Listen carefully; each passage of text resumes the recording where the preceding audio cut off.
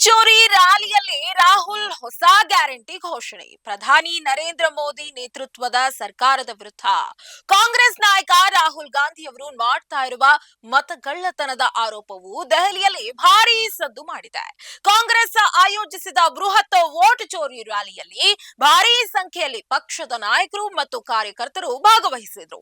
ಈ ರ್ಯಾಲಿಯಲ್ಲಿ ಮಾತನಾಡಿದ ರಾಹುಲ್ ಗಾಂಧಿ ದೇಶದ ಜನತೆಗೆ ಹೊಸ ಗ್ಯಾರಂಟಿಯೊಂದನ್ನು ಘೋಷಿಸಿದ್ದಾರೆ. ಕರ್ನಾಟಕ, ತೆಲಂಗಾಣ ಮತ್ತು ಹಿಮಾಚಲ ಪ್ರದೇಶ ರಾಜ್ಯಗಳಲ್ಲಿ ಈಗಾಗಲೇ ಕಾಂಗ್ರೆಸ್ ವಿವಿಧ ಗ್ಯಾರಂಟಿಗಳನ್ನ ಘೋಷಿಸಿ ಯಶಸ್ಸು ಕಂಡಿದೆ.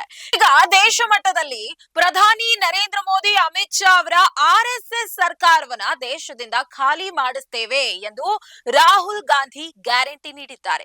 ದೆಹಲಿಯಲ್ಲಿ ತಮ್ಮ ಭಾಷಣದಲ್ಲಿ ರಾಹುಲ್ ಗಾಂಧಿ ಅವರು ಕೇಂದ್ರ ಬಿಜೆಪಿ ಸರ್ಕಾರ ಮತ್ತು RSS ವಿರುದ್ಧ ತೀವ್ರ ವಾಗ್ದಾಳಿ ನಡೆಸಿದ್ರು. ಇದೇ ಸಂದರ್ಭದಲ್ಲಿ ರಾಹುಲ್ ಗಾಂಧಿ ಅವರು ಚುನಾವಣಾ ಆಯೋಗದ ಬಗ್ಗೆಯೂ ಕೂಡ ಹಲವಾರು ಗಂಭೀರ ಆರೋಪಗಳನ್ನ ಮಾಡಿದ್ರು.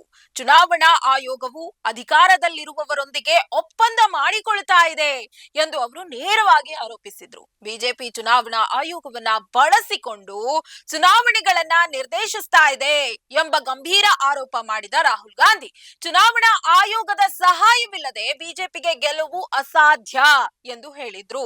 ಚುನಾವಣಾ ಆಯೋಗದ ವಿರುದ್ಧ ಮತಗಳ್ಳತನದ ಆರೋಪ ಮಾಡಿದ ಅವರು ಇದನ್ನ ದೇಶದ್ರೋಹದ ಕೃತ್ಯ ಎಂದು ಬಣ್ಣಿಸಿದ್ದಾರೆ.